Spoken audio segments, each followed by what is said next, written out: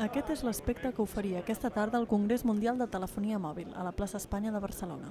Es tracta de l'esdeveniment internacional més important del sector i aquest any la participació ha superat totes les expectatives.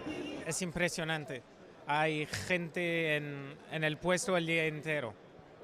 Segons els organitzadors, a 2 dies de la clausura ja s'havien superat els 55.000 visitants de fa 3 anys. En canvi, en l'edició de l'any passat no es van superar, en total, els 49.000 amants de les noves tecnologies. Les noves tecnologies arriben a Barcelona de la mà del Congrés Mundial de Telefonia Mòbil. Les companyies més importants s'han donat cita en aquest exclusiu event per presentar els nous dispositius. De dispositius no n'han faltat. En aquesta edició, les companyies que hi participen estan satisfetes amb les vendes aconseguides amb els nous productes. Són conscients que les xifres de participació són històriques. Ha estat molt difícil trobar lloc a la ciutat. Barcelona està plena aquest any, no hi ha habitacions d'hotel ni restaurants i això vol dir que el Congrés tindrà unes xifres de rècord.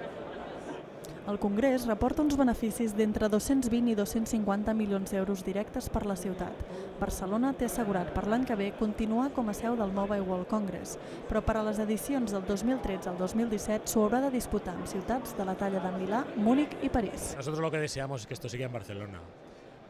Primero, porque es en España y pensamos que en España estamos más que capacitados para llevarlo. Segundo, porque pensamos que Barcelona es una ciudad perfecta. Barcelona aspira a ser la capital mundial de la telefonia mòbil.